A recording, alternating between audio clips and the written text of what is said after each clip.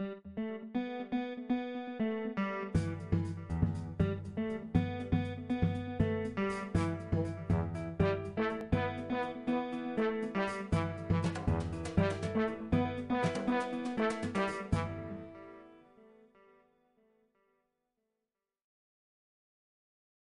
do Senhor, Igreja.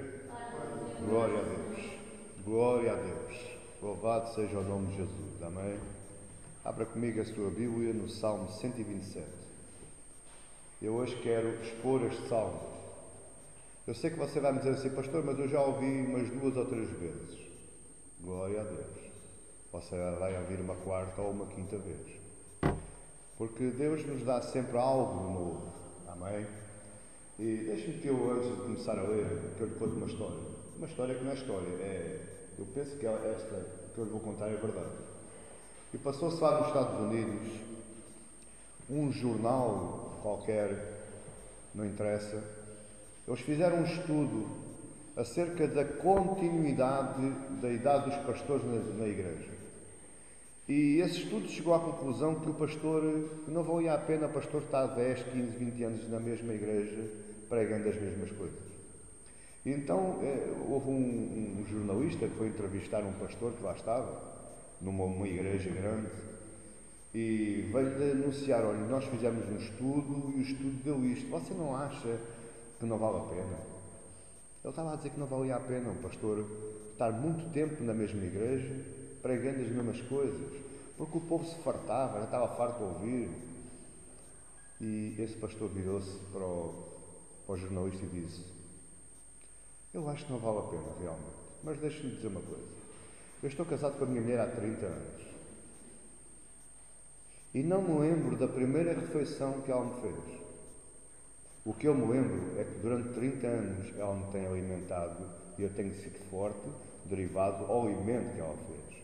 Amém? Então não interessa quantas vezes nós ouvimos as mensagens. De certeza absoluta que esta vai ser diferente de todas as outras. Eu sei que já preguei muitas vezes, só que Deus deu-me algo novo e eu quero partilhar isto convosco. Amém?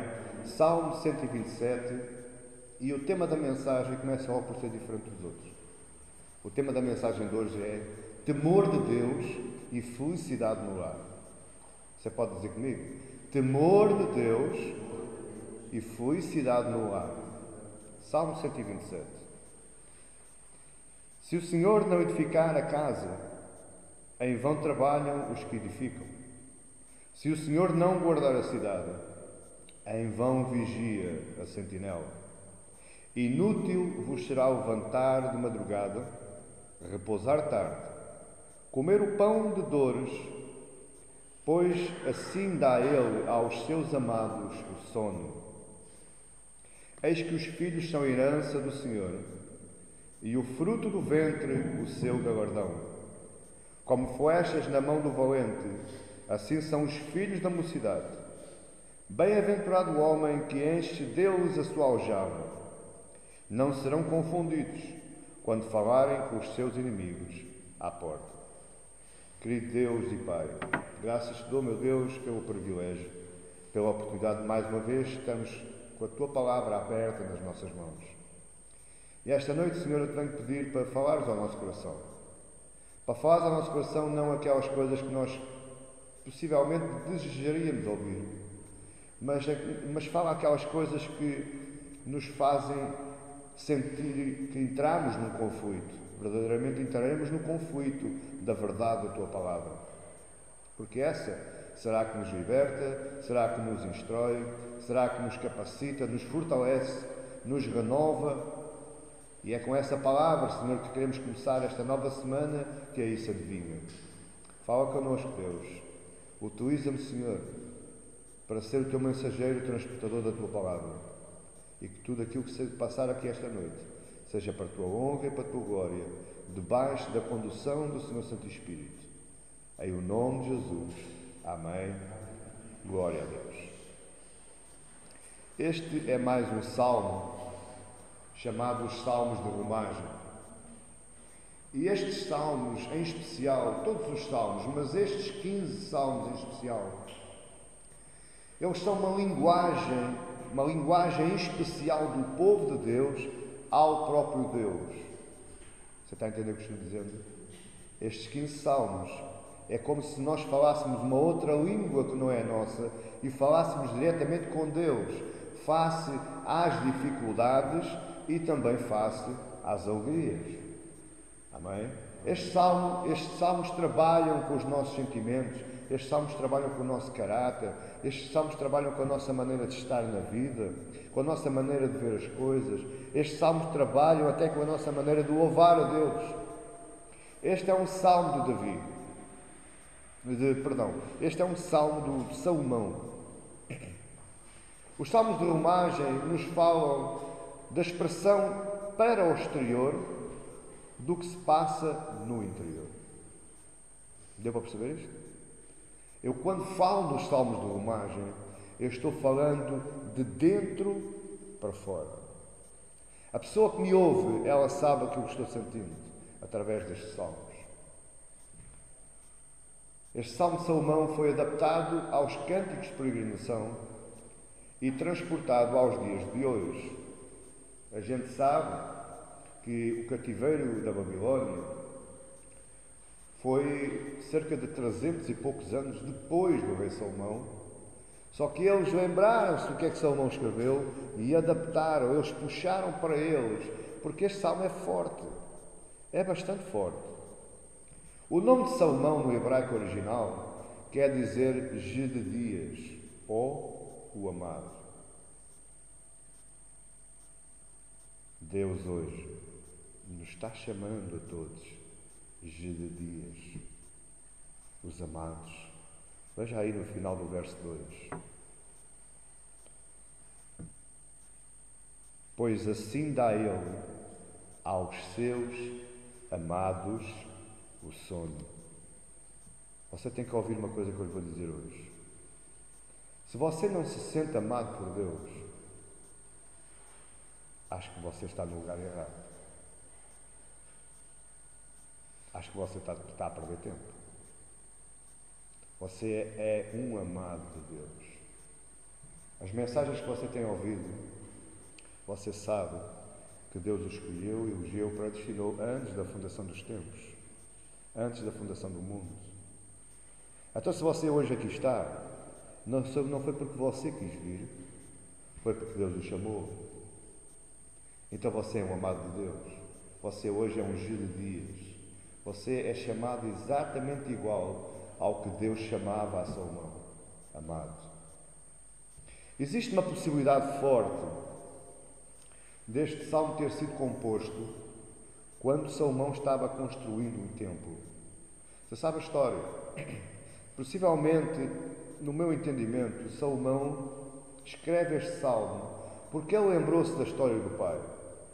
O seu pai Davi, um dia estava deitado na sua cama de luxuosa, cama de rei, na sua casa luxuosa, casa de rei, cheia de mármores, madeiras finas e pedras preciosas, e Davi estava deitado na sua cama, olhando para o teto, pensando para os seus botões, e ele levanta-se e disse: não pode ser.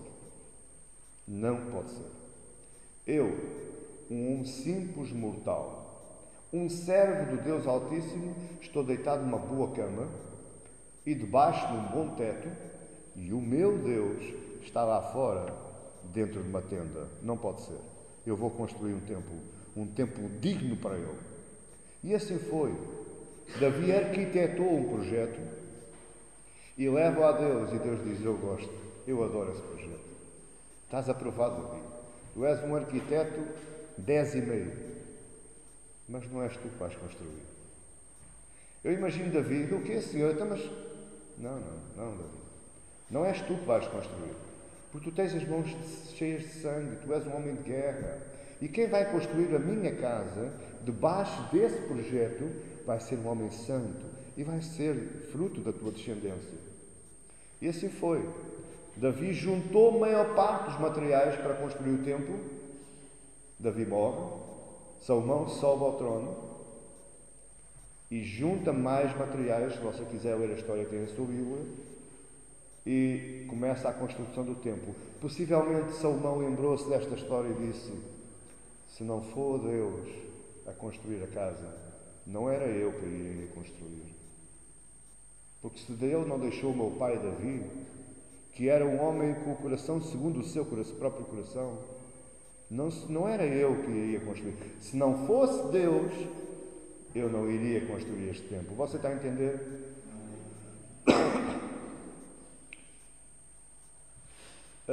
Portanto, a possibilidade de Salomão de ter composto este salmo quando a construção do templo, em que Salomão alargou mais a dependência total a Deus. Salomão começou a tornar-se dependente de Deus. Ele não foi sempre dependente de Deus. Salomão foi um requeto.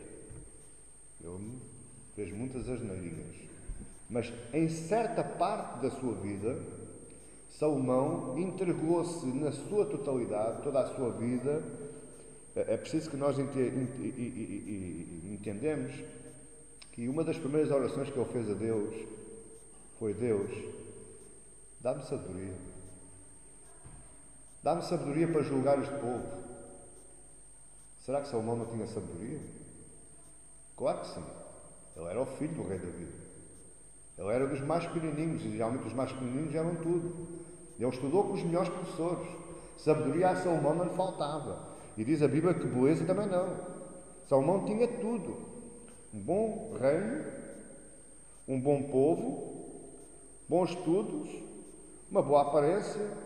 Mas Salomão vai pedir sabedoria a Deus para julgar o povo.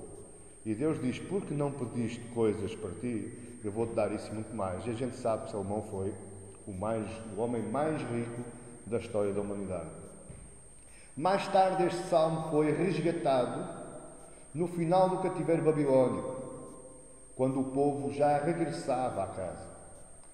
O povo chega a Judá, a Jerusalém, começa reconstruindo o templo, reconstruindo a cidade, mas ele começa a enfrentar hostilidades por parte de povos estranhos. Sem a ajuda e a intervenção de Deus, eles nunca iriam conseguir. Se não fosse Deus que estivesse ao lado deles, se não fosse Deus edificar a casa, a cidade, em vão eles iriam trabalhar, porque os povos eram muitos, as hostilidades eram muitas. Este salmo também nos ensina que em todas as coisas, em todas as circunstâncias, em todos os momentos da nossa vida, sejam lá eles quais forem, até mesmo aqueles momentos que a gente diz assim: eu não vou chatear Deus com isto, pelo amor de Deus. Eu não vou importunar Deus. Porquê? Importuno sim. É até naquelas pequenininhas coisas nós devemos importunar Deus. Isso chama-se depender totalmente dele. Este salmo nos ensina a esperar em Deus. E 4 pontos de ensino aparecem neste salmo e eu quero falar com cada um deles. Eu quero falar de cada um deles consigo. Amém? Então, em primeiro lugar, nós, resumidamente, já olhando para o princípio deste salmo, nós vemos que Deus promove a edificação de uma casa. Repare, eu quando falo aqui em casa, eu falo aqui em tudo o que diz respeito à sua vida. Porque casa aqui, literalmente, é casa mesmo. Mas transportando isso daquele tempo para nós hoje, eu digo assim: não é só a minha casa. É a minha casa, a minha família, o meu trabalho, a minha saúde, a minha alegria, o meu bem-estar, os meus amigos. Está a ver? É tudo aquilo que onde você meter as mãos, se Deus não estiver lá, é um trabalho vão, é inútil. Portanto, é Deus quem promove a sua casa. Está lá no verso 1: se o Senhor não edificar a sua casa, em vão trabalham os que edificam. Aqui na linguagem atual diz assim: se o Senhor não edificar a casa, não adianta nada trabalhar para construí-la. Se o Senhor não proteger a cidade, não adianta nada aos guardas ficarem vigiando. A gente já lá vai. No contexto bíblico, casas ou domicílios eram construídos, casas e os domicílios construídos sem a bênção e o fundamento de Deus e da sua palavra, permanecem de pé até à primeira tempestade. O que é que quer isso dizer? No contexto bíblico, a ideia deles era assim: tudo aquilo que eles construíam, eles perguntavam a Deus. Eles perguntavam a Deus como? Iam perguntar aos profetas, iam perguntar aos sacerdotes se concordavam ou não. E aquilo era firmado sobre uma palavra. Se nós virmos lá em Mateus 7, capítulo... Não abre, eu leio por si. Mateus 7, se vier abrir, abre. Mateus 7, no versículo 24 a 27, diz assim: Todo aquele, pois, que escuta as minhas palavras e as pratica, assemelhá-lo-ei ao homem prudente, que edificou a sua casa sobre a rocha. E desceu a chuva, e correram os rios, e sopraram os ventos, e combateram aquela casa, e não caiu, porque estava edificada sobre a rocha. E aquele que ouve estas minhas palavras, e as não cumpre, a compará-lo-ei ao homem insensato, que edificou a sua casa sobre a areia.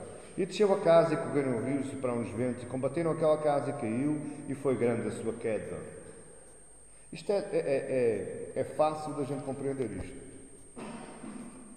Tudo aquilo que não é construído sobre um bom fundamento acaba por ruir, acaba por cair. Não é preciso ir para a escola estudar um curso de engenharia para saber isso. O nosso fundamento, nós temos que construir a nossa vida debaixo de um fundamento. Qual é, pastor? A palavra de Deus. Se não for Deus edificar a sua vida, a sua casa, você está trabalhando em vão. No contexto atual, isto é no contexto bíblico, eles pensavam assim. Por isso é que Jesus falou desta forma. Porque Jesus falou de uma forma em que eles perceberam logo à primeira aquilo que Jesus queria dizer. No contexto atual, então a coisa abre-se, o leque abre-se mais. A coisa aí complica um bocado mais. Porque no mundo onde vivemos hoje, no pleno século XXI, com a introdução das novas tecnologias, a abertura das mentes para a tecnologia, para a ciência, a coisa foi descambando, porque as pessoas pensam que as coisas acontecem melhor por capacidade das pessoas. Amém?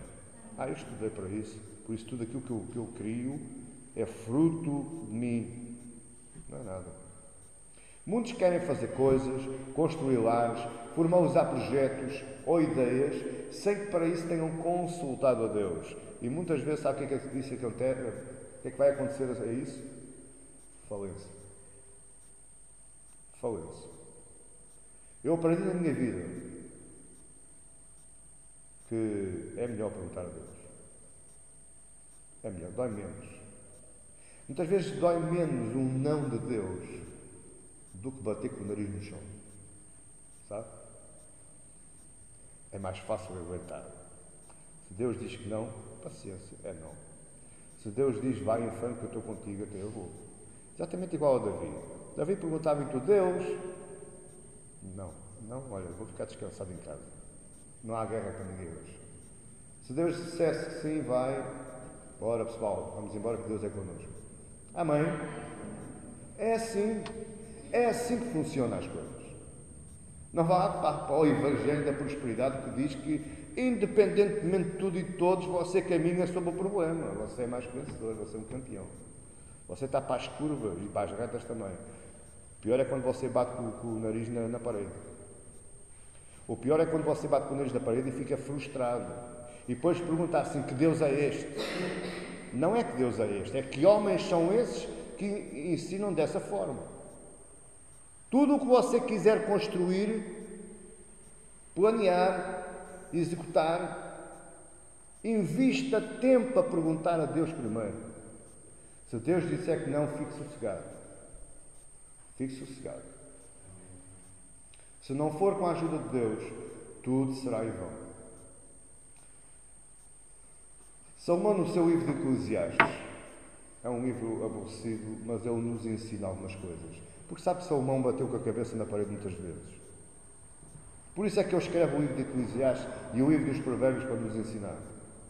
Ele utiliza a sabedoria que Deus lhe deu para introduzir no cânone sagrado para você e eu hoje podemos aprender e não cair nos mesmos erros. Então abra comigo em Eclesiastes. Fica um bocadinho antes de Salmos. Um bocadinho depois de Salmos.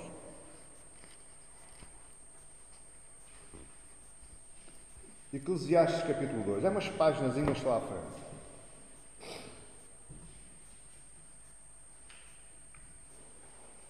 Eu gostaria que você abrisse, que é para aprendermos todos juntos. E para confirmar também aquilo que eu estou dizendo.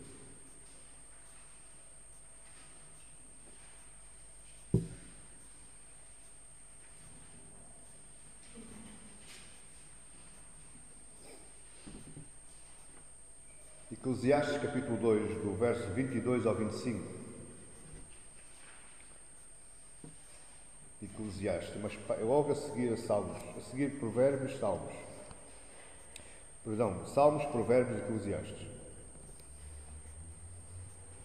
Capítulo 2, verso 22 diz assim: Porque que mais tem o homem de todo o seu trabalho e da fadiga do seu coração, em que ele anda trabalhando debaixo do sol? Porque todos os seus dias são dores e a sua ocupação é desgosto. Até de noite não descansa o seu coração. Também isto é vaidade. Não é, pois, bom para o homem que coma e beba e que faça gozar a sua alma do bem do seu trabalho? Isso também ouvi que vem da mão de Deus. Porque quem comer ou quem puder gozar melhor do que eu. O que é que Salomão está aqui dizendo? Não é melhor para o homem, verso 24, não é melhor para o homem que ele coma e beba e descanse da sua alma daquilo que recolheu do seu trabalho? Isso é dom de Deus. Então pare de andar como um louco. Pare de andar como um doido. Não dorme, não come, não descansa, é só angariar, só angariar. Mas eu não quero chegar a esse ponto ainda. Amém? É inútil, diz a palavra de Deus, é inútil. Se Deus não estiver no assunto, se Deus não estiver lá, se Ele não for o seu parceiro, o seu sócio de negócios, o sócio da sua casa, é inútil você trabalhar. É inútil. Ter paz e gozar da alegria do trabalho é dom de Deus. Sabe o que é dom? Em inglês é gift, presente. É uma oferta que Deus dá. A alegria e a paz e o gozo de você poder comer do fruto do seu trabalho é um presente de Deus. Veja aí comigo Eclesiastes 5. Tem a sua Bíblia em Eclesiastes. Eclesiastes 5, verso 19. Veja o que é que Salomão continua dizendo para nós. E quanto ao homem, a quem Deus deu riquezas e fazenda, e lhe deu poder para delas comer, e tomar a sua porção, e gozar do seu trabalho, isso é o quê? É dom de Deus.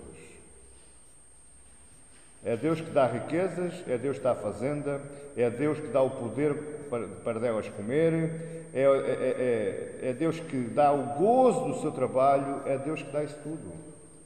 Então porque é que nós andamos aí, malufa-lufa, e depois a seguir vamos à farmácia comprar ansiolíticos, xanax e valiums, que é para dormir, que a gente não consegue dormir com tanta preocupação. Por isso é que Jesus vai lá dizer em Mateus: não andeis inquietos por coisa alguma. Você está a ver como o Evangelho, a Bíblia se enquadra? Eclesiastes 6, verso 1 e 2. Há um mal que tenho visto debaixo do sol, e muito frequente é entre os homens.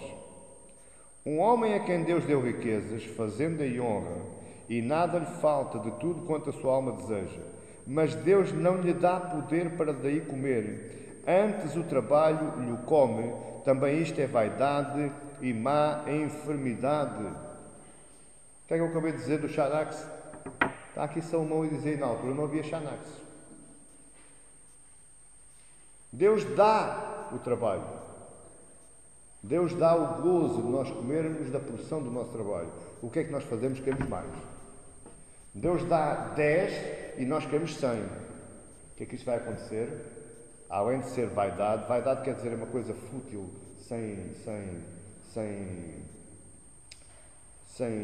como é que eu ia dizer, sem gozo algum, uma coisa fútil, normal, usual. Além de ser vaidade, também é enfermidade. A pessoa pode ter tudo, mas não tem contentamento.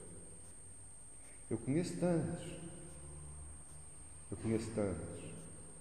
Boas casas, bons carros, iates. Têm dinheiro para ir aos melhores restaurantes. Mas falta-lhe uma coisa. Falta-lhe a alegria. Contentamento. O gozo de Deus. Em segundo lugar, a segunda coisa que eu queria falar convosco. Este é o primeiro, que é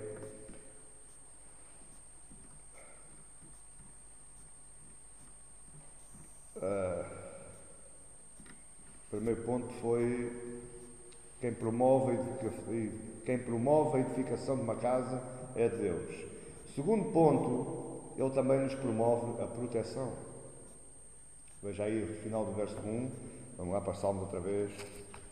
Eu sei que você meteu lá o dedo, não foi?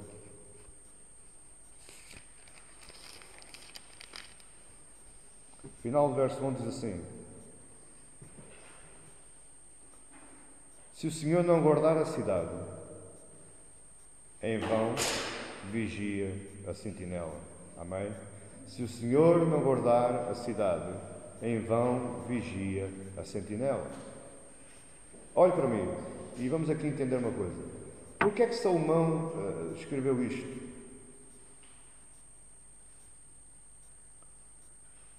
Porque se calhar ele já sabia aquilo que se ia passar mais tarde. Não há muito enquadramento no contexto da história deste Salmo para que Salomão tivesse colocado aquilo que ele colocou. Se o Senhor não edificar a cidade, em vão... Como é que é? Se o Senhor não edificar a cidade, em vão vigia a sentinela. Mas mais tarde, quando o povo estava reconstruindo os muros da cidade, o templo, as casas, os povos que estavam ao redor, que tinham ocupado as terras de Israel e que não queriam que Israel voltasse, eles começaram a atacar, a influenciar, a injuriar, a picar o povo. Para quê? Para os fazer, lhes faltasse o gosto, a vontade, para os fazer desistir, para que aquilo não fosse reconstruído, porque o povo não queria que Jerusalém fosse reconstruído. Não é um ponto para esta mensagem, mas Jerusalém era uma cidade bastante importante e não interessava a ninguém que aquela cidade fosse reedificada. Então abra comigo em Neemias, mais atrás, não tiro o dedo aí do Salmo. Neemias, capítulo 7, 4.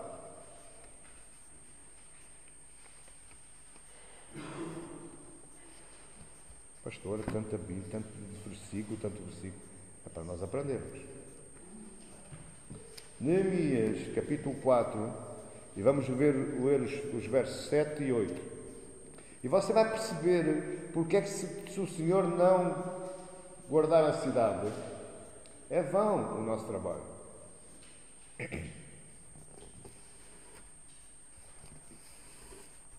E sucedeu que, ouvindo, verso 7, capítulo 4, verso 7.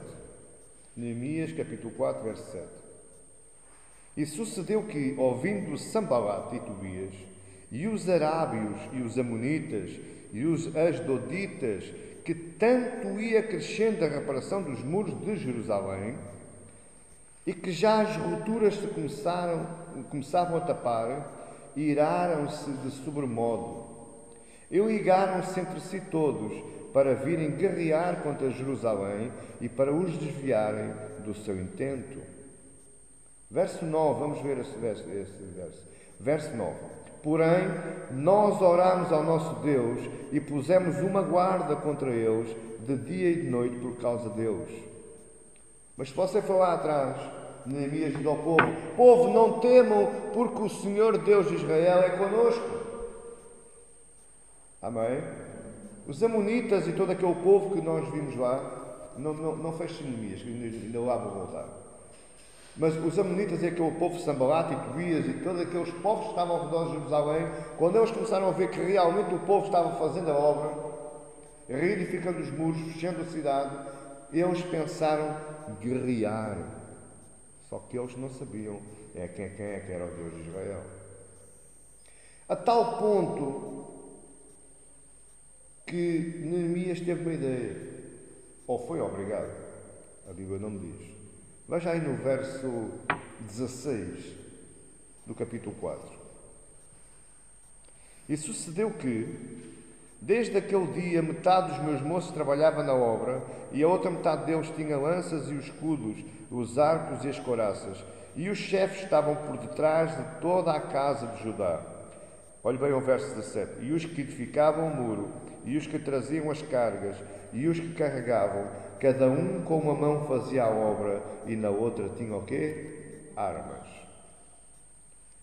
Se nós formos ver a história de Neemias, não interessa para agora, mas eu vou só resumir. Se nós formos ver a história de Neemias, nós vamos entender que este Salmo 127 se enquadra para aquele ponto. Porque a pontos de quererem matar Neemias, a pontos de quererem armar uma cilada para ir Neemias ir. Só que há aqui uma coisa que eu tenho que dizer. Neemias conhecia o Deus e conhecia-se a si próprio. Você lembra essa mensagem da manhã? É preciso conhecer a Deus e conhecermos a nós próprios. Neemias, ao contrário de Jonas, Neemias conhecia o seu Deus e conhecia-se a si próprio. E Deus lhe deu segurança. Sem Deus é vã a vigilância. Eu não estou aqui a dizer para você não comprar um pitbull ou um rottweiler, para você não comprar um alarme para a sua casa. Eu não estou aqui a dizer nada disso. Se você quiser comprar, é bom. Mas à parte disso tudo, se não for Deus a fazer a segurança, é tudo vão. O alarme pode falhar, o cão pode morrer e você pode ser roubado da mesma. Está a entender o que eu estou a dizer? É Deus quem nos protege. Terceiro ponto, o ganho do sustento.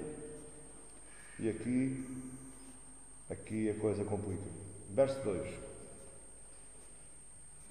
Inútil. A palavra inútil aqui neste salmo aparece 3 vezes. Você repare que é uma palavra bastante importante neste salmo. Inútil. Inútil vos será levantar de madrugada, repousar tarde, comer o pão de dores, pois assim dá ele aos seus amados o sono. Olhe para mim. A base da economia de Israel era a agricultura e a pecuária. Todos nós sabemos que tanto uma atividade como outra envolve acordar o quê? De madrugada.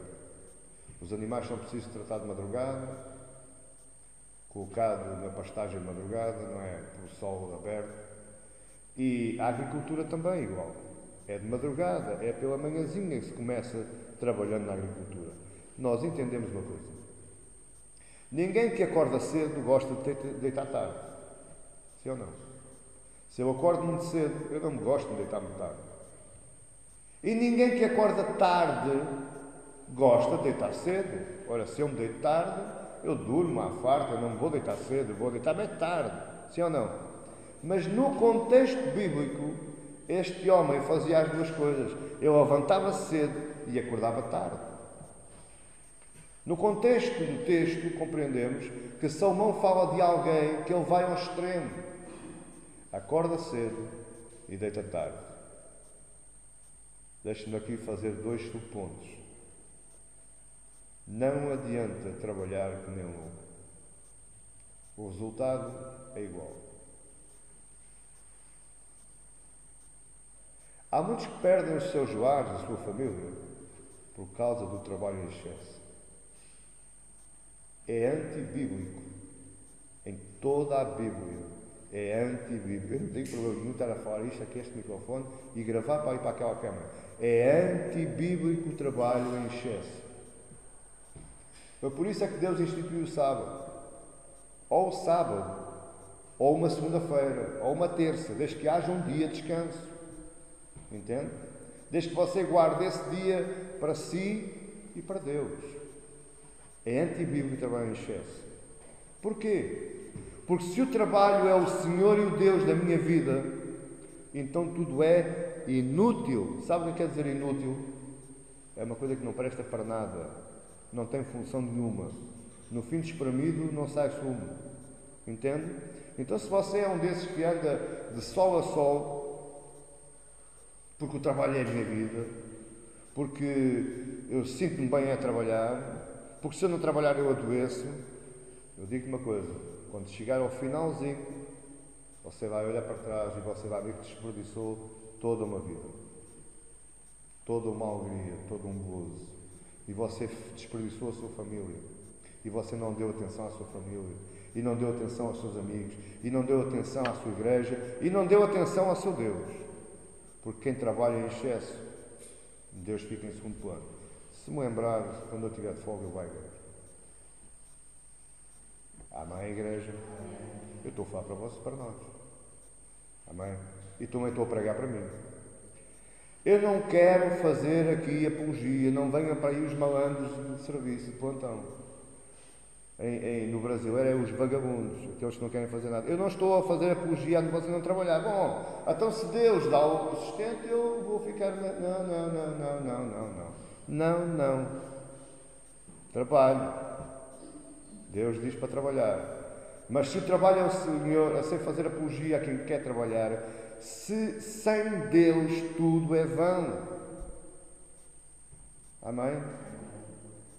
Deitar e dormir, um justo descanso é dom de Deus, é gift, é um presente. Você está a entender o que estou dizendo?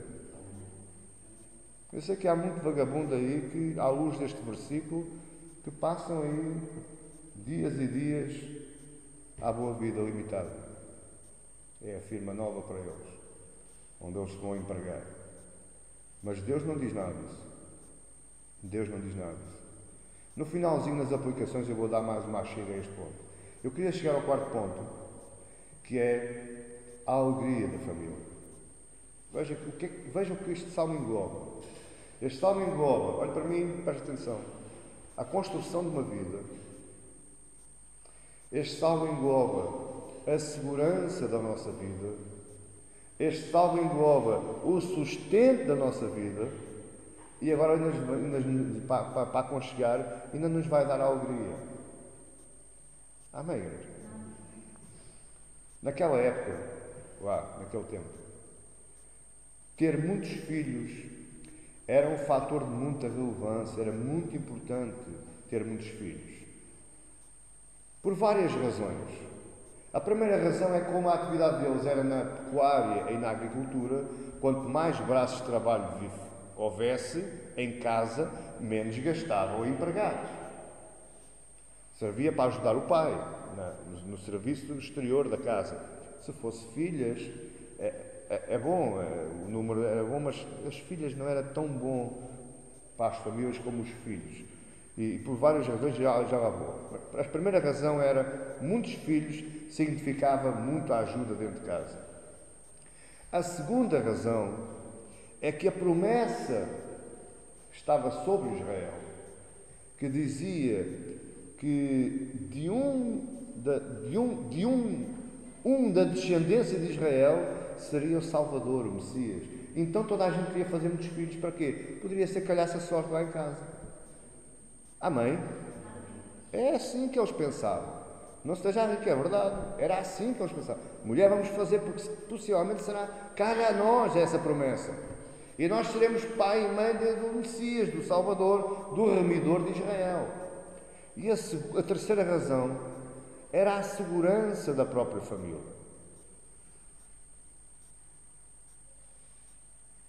Deixa que eu lhe faça uma pergunta.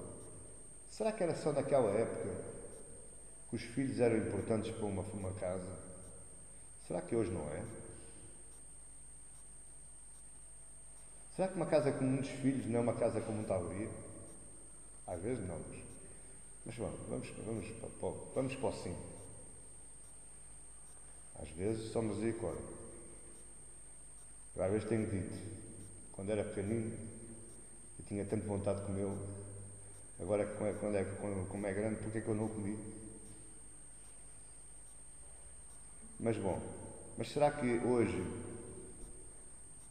não é igual a lá? Você acha que... Eu fico às vezes tão pasmado. Eu andei muito tempo a dar aconselhamentos pastorais. Eu ouvia de tudo, vários casos. Mas vinha mais aqueles casos dos jovens recém-casados.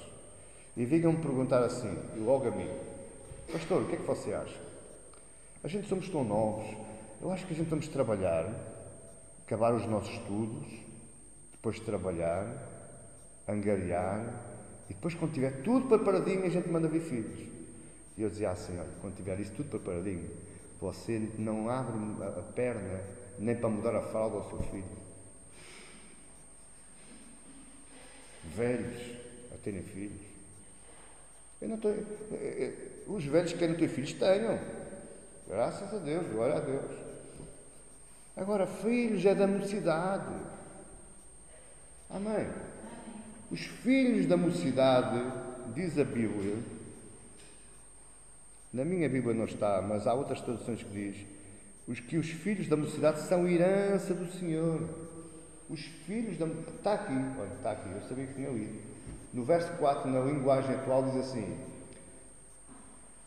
no verso 3, os filhos estão presentes do Senhor, eles são uma verdadeira bênção.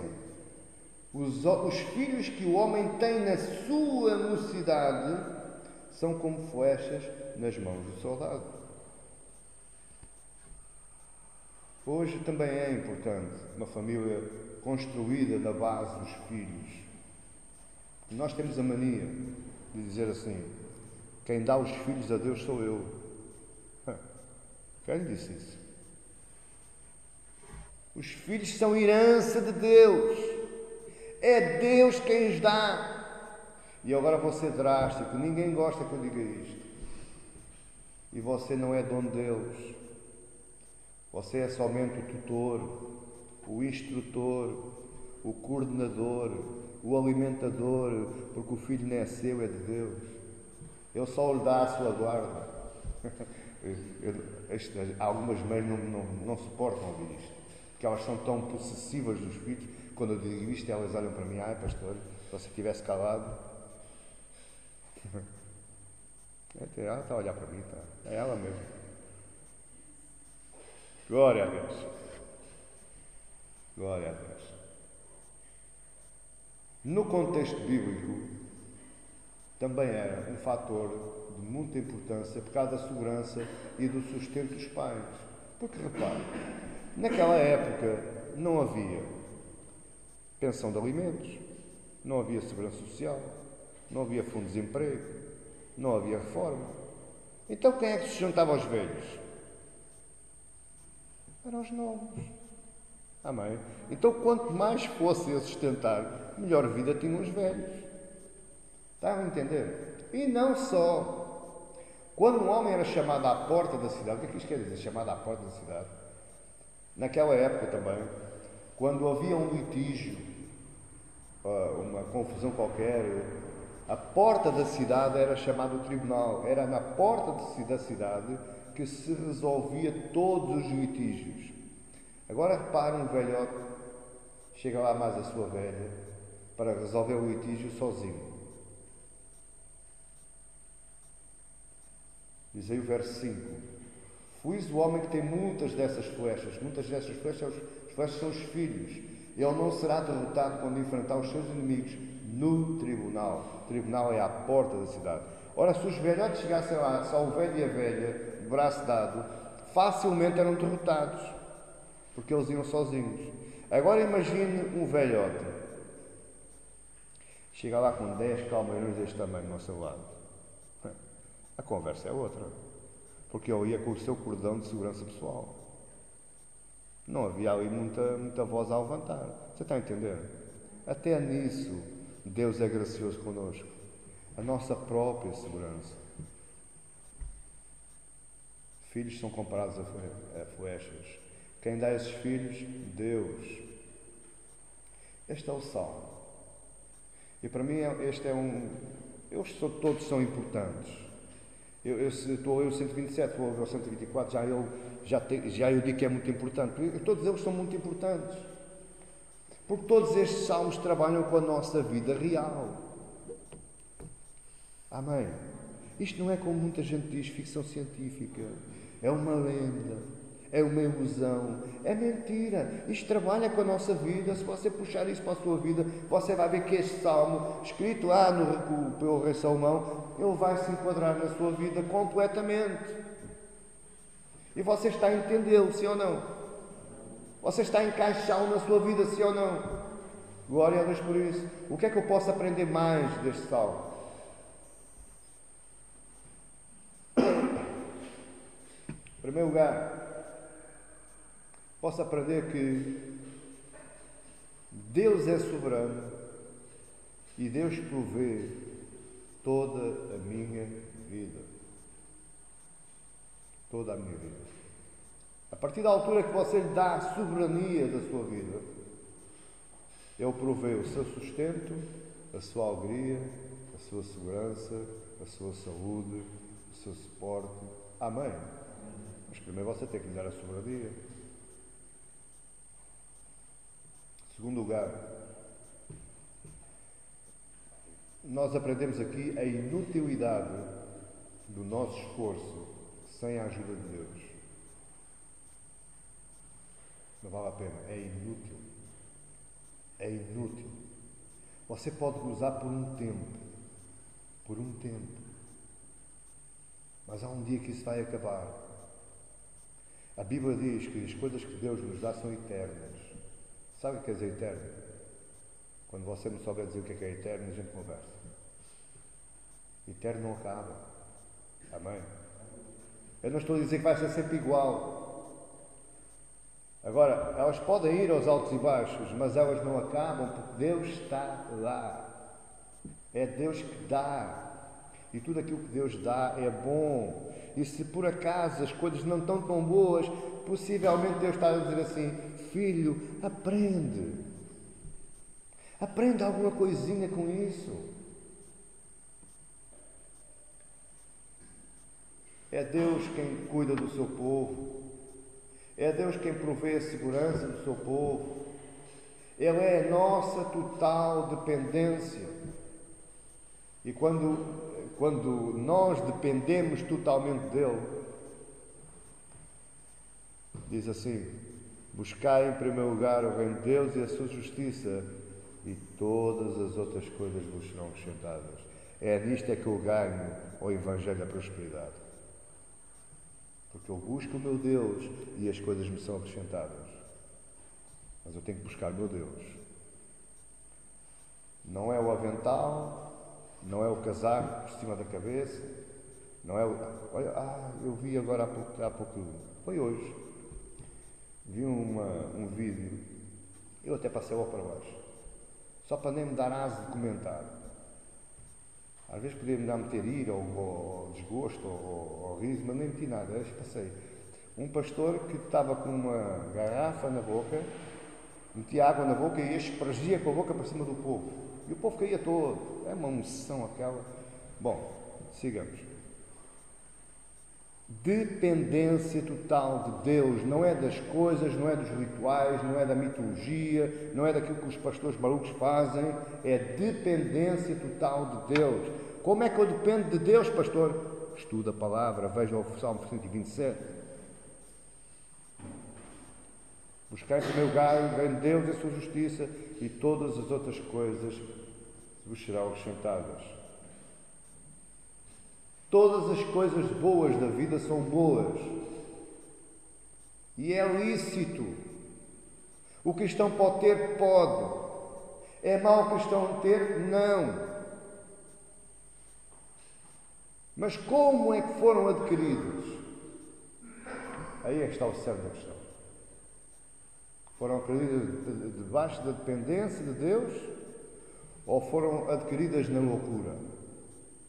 É porque há uma grande diferença entre as duas coisas. Todas as coisas boas da vida são boas, mas eu, em primeiro lugar, o primeiro sentido da minha vida tem que ser buscar a Deus. Buscar a Deus, independentemente da condição atual que eu esteja vivendo. Quinto lugar, Deus é a minha justiça. E sem Ele nada vale a pena. E deixe que eu lhe diga que neste ponto, Muitos dão pouca importância a este ponto. Deus é a minha justiça?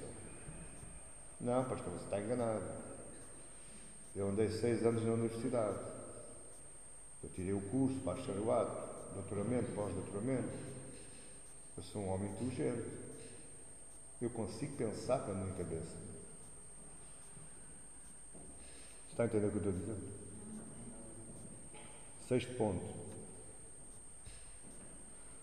Sem Deus, sem essa dependência de Deus, sem esse vislumbre de que tem que ser Deus e não eu passo os dias da minha vida lutando, sem família, eu fico velho, eu fico abandonado e eu morro sozinho. Já pensou porque há tantos velhos que morrem sozinhos nos lares de idosos? Vá analisar as famílias. Vá analisar o que eles fizeram. E aí está o resultado. Não há Deus metido nesse assunto. Deus não teve lugar. Sabe? Eu conheço muita gente assim. Não quiseram saber de Deus. E vão morrer sozinhos, velhos e abandonados. Nem a própria família quer saber deles. Existem pessoas até que amaldiçoam os próprios filhos. Ou ia mais ter ficado solteiro.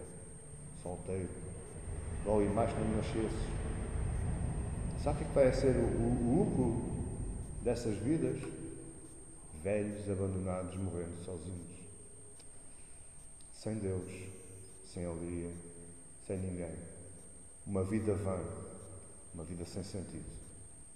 Uma vida que no fim das contas todas, a gente vai juntar essa vida toda, amassa bem e não sai nem uma gota. Vale a pena? Vale a pena viver sem Deus? Vale a pena ter muitas contas bancárias, chorudas, e morrer velho, abandonado sozinho, sem Deus, sem filhos, sem família, sem alegria? Vale a pena? Este salmo, eu queria puxar algumas aplicações para a nossa vida hoje e eu vou fechar a mensagem. Este salmo não nos ensina a preguiça. Não, pastor, eu pensava que sim. Não, você está enganado. Este salmo ensina-nos tudo, menos a preguiça.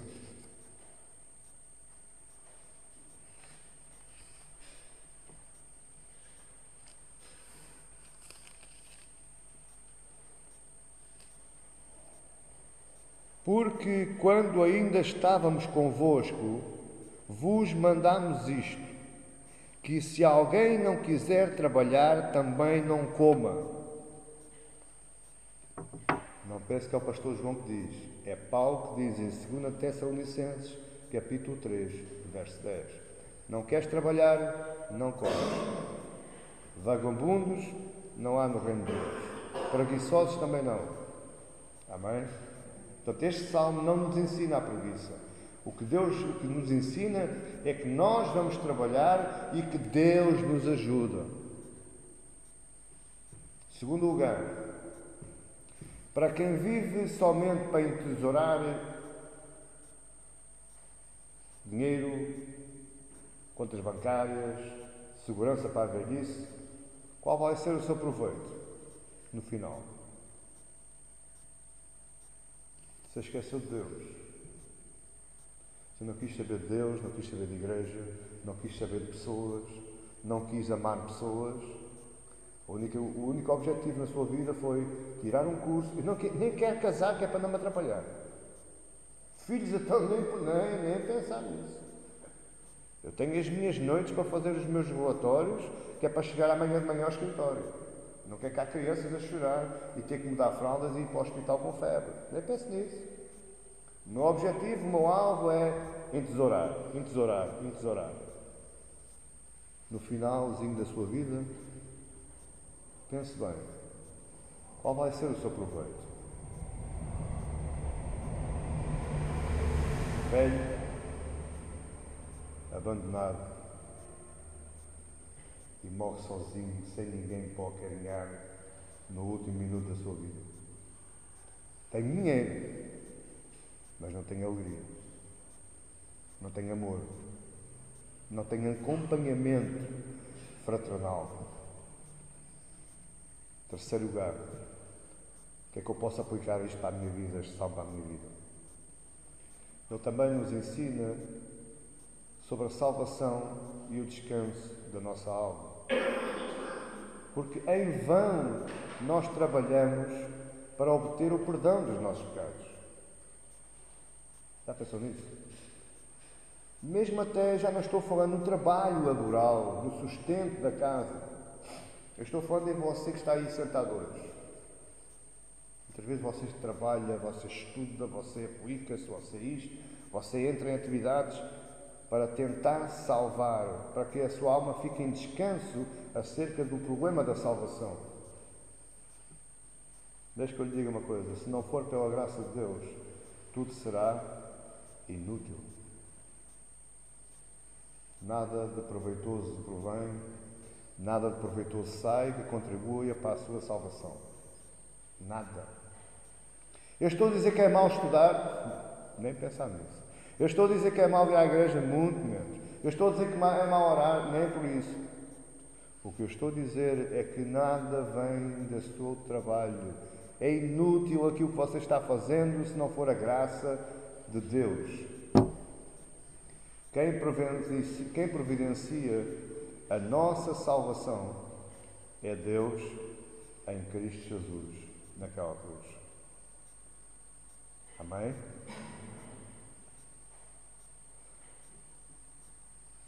Se Deus providencia o pão e o sustento para o homem, muito mais fará pela salvação e redenção da nossa alma. Então, meu querido e minha querida, descanse. Descanse. Descanse na paz de Deus. Deixe as coisas acontecerem. Não force as coisas. Eu já ouvi dizer assim, eu tenho que fazer porque se Deus vier amanhã, se Deus vier amanhã vem. Não é porque você está fazendo muito que vai influenciar alguma coisa. O projeto é dele, não é seu. Foi ele que planeou, arquitetou e concebeu. Não foi você. Então descanse. Amém? É isso que Jesus nos ensina. Isto é o Evangelho. Isto é o verdadeiro Evangelho. Deixe que eu lhe faça duas perguntas e eu vou fechar a minha mensagem.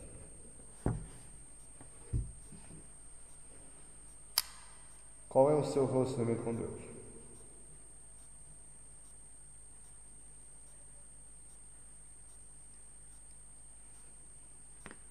Ele é o Deus que provê, Ele é o Deus que constrói consigo, Ele é o Deus que contribui para a sua segurança, Ele é o Deus que lhe dá a sua alegria, que o conforta nas horas menos boas. É esse Deus que você é esse relacionamento ou esse pensamento que você tem de Deus?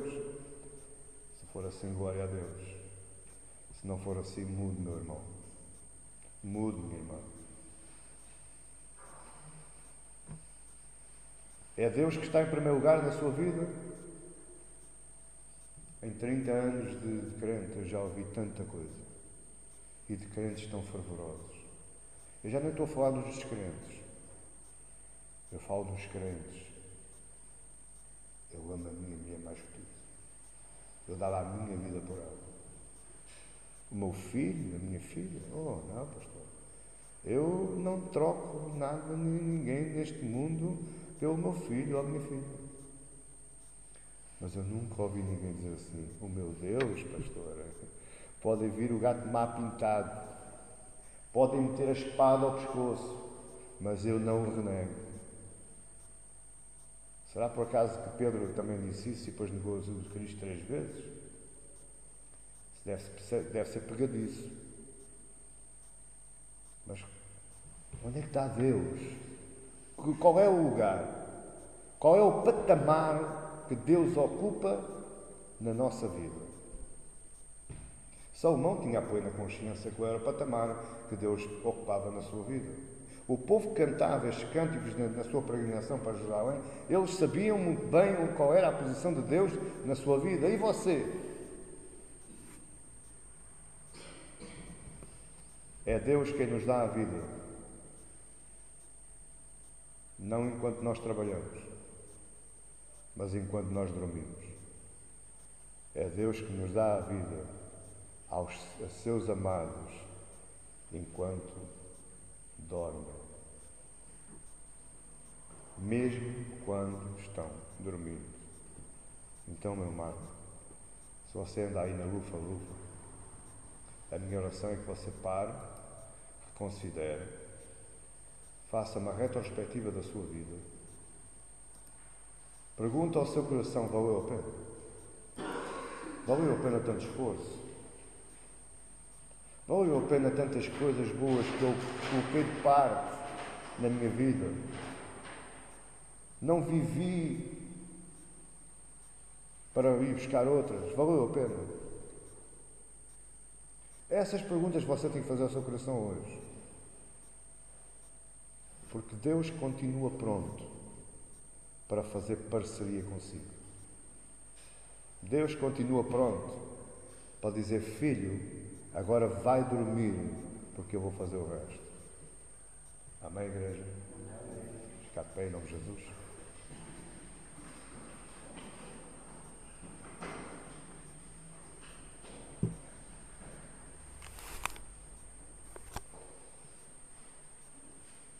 Pai nosso que estás no céu, glorificado sejas em toda a tua grandeza, em toda a tua majestade.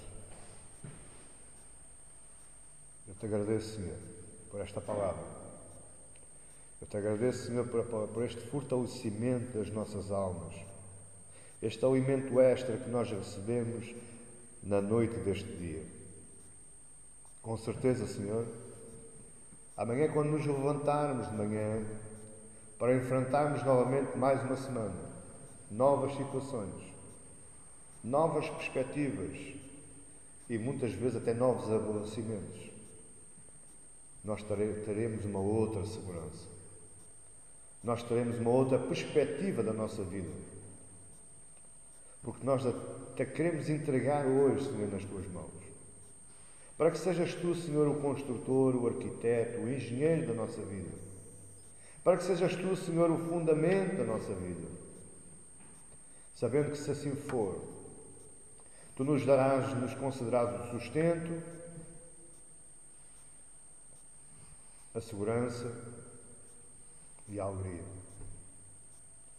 Ó Pai, perdoa-nos por muitas vezes termos descurado este assunto.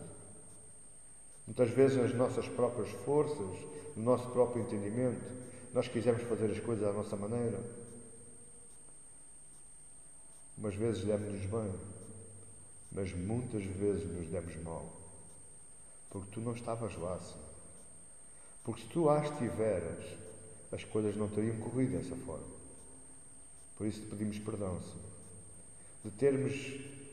De nos termos resignado ao nosso poder, à nossa educação, à nossa força de vontade, sem nunca te termos consultado ou chamado.